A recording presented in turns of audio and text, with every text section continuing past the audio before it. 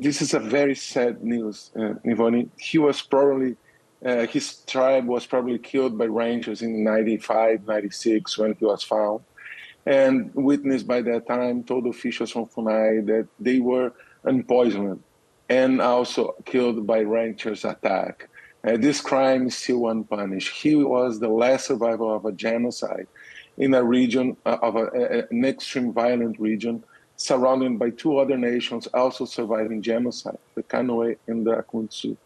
He was found in a hammock, laying peaceful to die without any signs of violence now. At least he had dignity to die.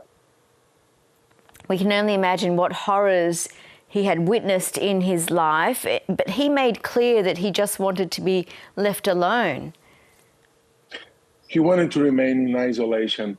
Myself, I walked in his region in 2006 with Altair Algayed.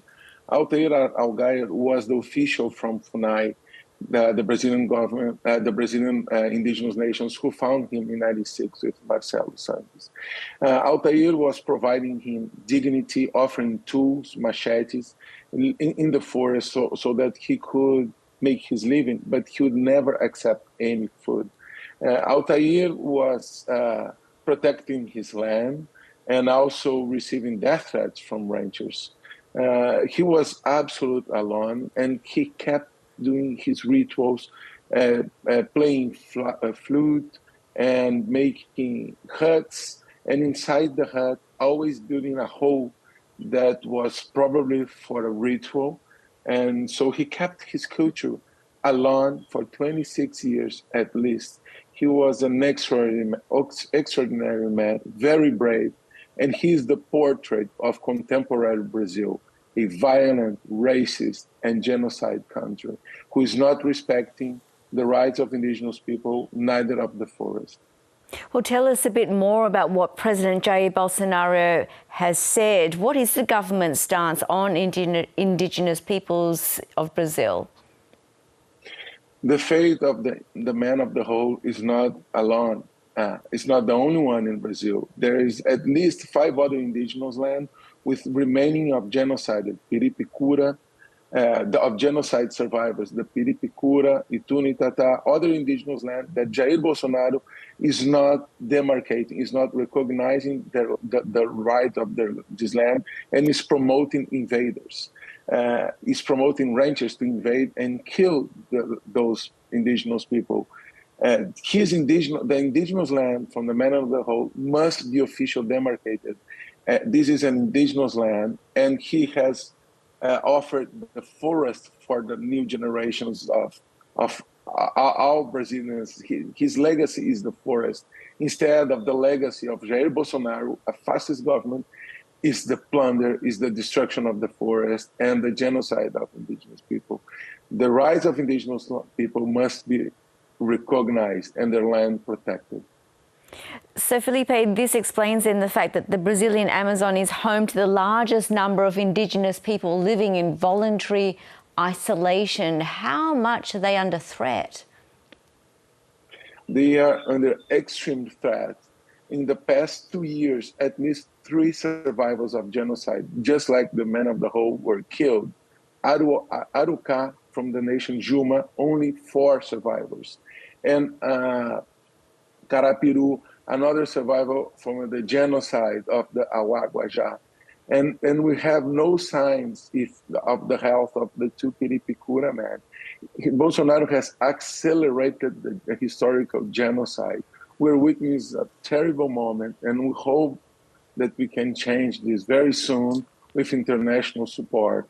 And it's a tragedy that we're witnessing. The fate of the man of the whole is something that it's for the history of Brazil. What are Indigenous rights activists calling for, and how much success are they having in bringing about change? The indigenous movement in Brazil has been very successful, and they have succeeded to stop at least the bureaucratic measures from Jair Bolsonaro, but they are not able to stop invaders like illegal gold miners or illegal loggers. So in the past year, a lot of violence has been increased inside the land. The killing of Dom Phillips and Bruno Pereira in the Javari Valley in June is one sign of this extreme brutal violence. And in the same region where the man of the Hoe was killed, probably a Nuruel Wawal isolated tribe was also killed by invaders 2 years ago.